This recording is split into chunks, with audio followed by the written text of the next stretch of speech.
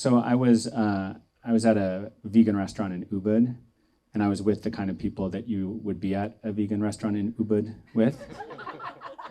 So it was like an English entrepreneur who just had like a massive exit, a feminist who had just shaved her head in protestation of men's standards of beauty, and then a guru named Hart, who did not speak the entire time.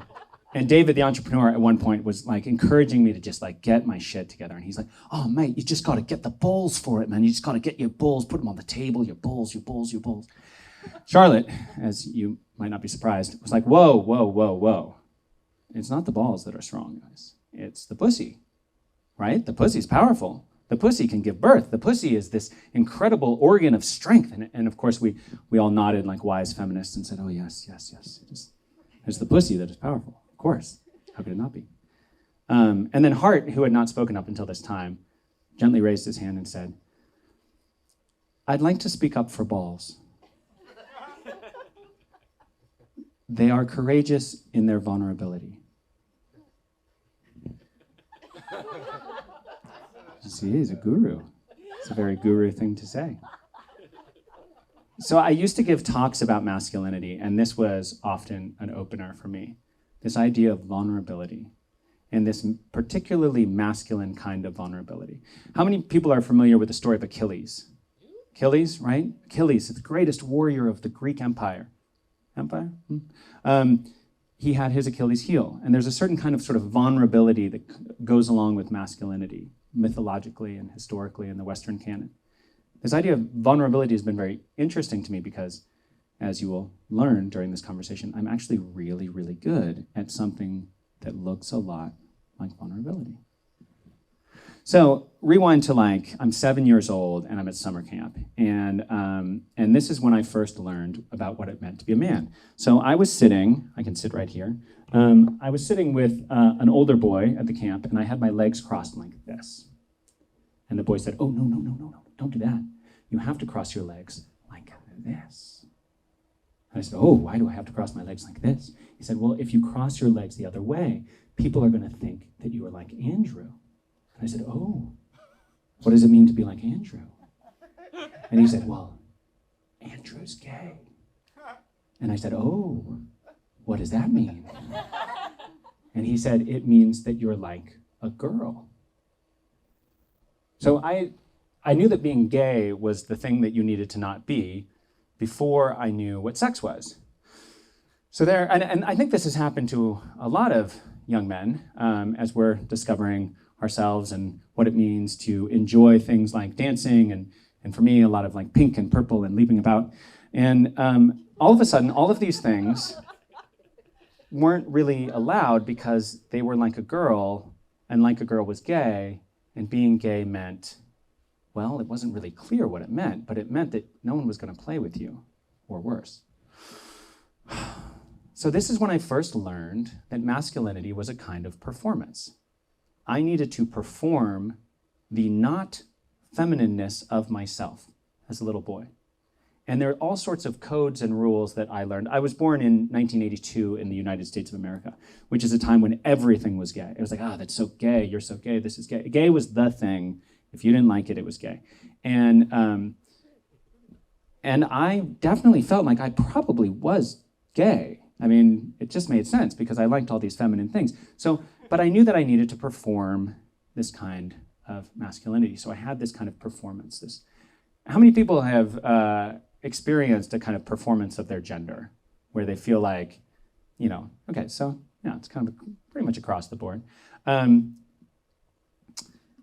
So this kind of trying to perform didn't really do me very well. It sort of led me down the fabled path of drugs and reckless behavior.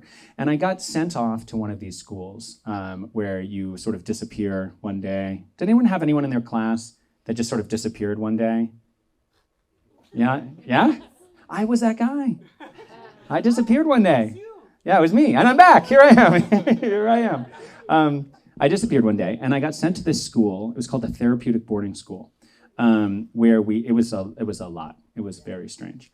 It was like group therapy 3 times a week for 3 hours, these crazy workshops. Super set me up for doing ayahuasca later because it was like, Here we're going down to the mill house. We're going to pound some pillows. We're going to really feel all these feelings.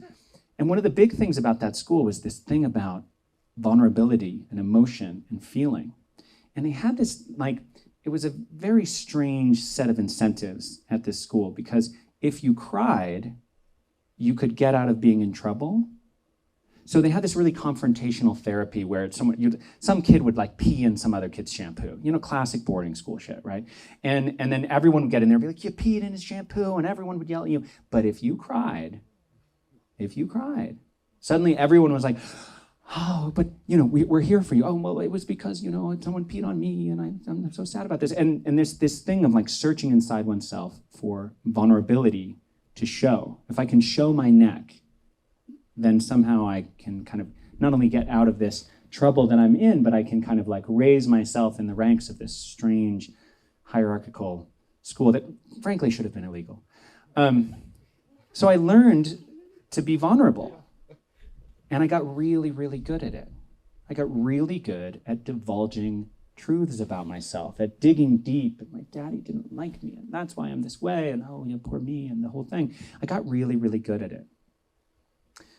There was a study that I read that was going to be, oh, wow. Yes. Oh, wow, that's quite the show. Let me just take a moment for that. God, the power of nature.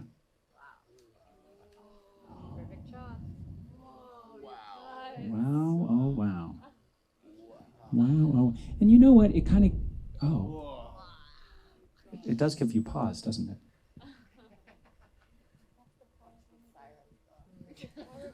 No, I think we're safe. I think we're probably safe. This is a bit of a vulnerable moment. This is the vulnerable moment where wait, who has a car here? Can I go in your car? Do you like me enough to save me? Wow. That's the most impressive one I've seen so far. Yes, indeed. Well, I feel honored and validated. Thank you, Mountain. So I was educated in being vulnerable. I was educated in divulging the truth about myself and trying to dig that deeply.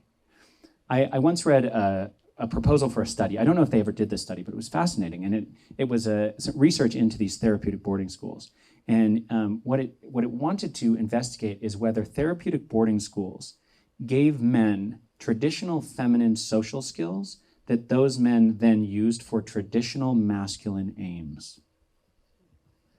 And I read that and I was like, oh, that's me. Oh, I do that. I'm super vulnerable, but then I use it to try to get laid, right?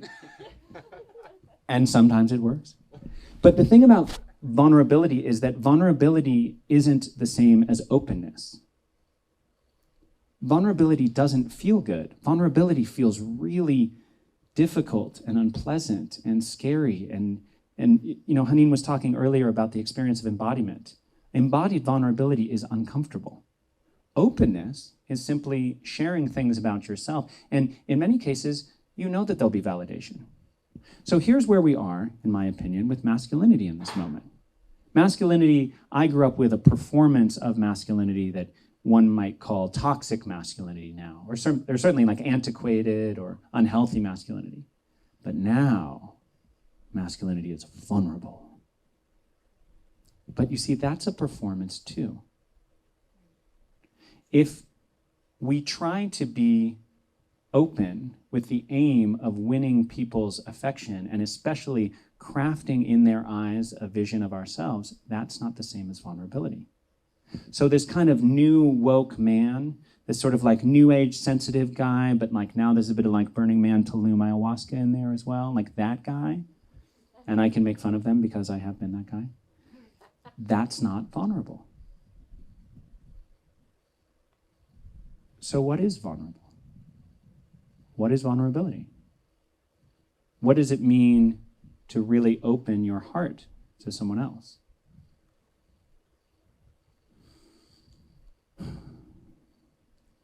There's just no formula for it.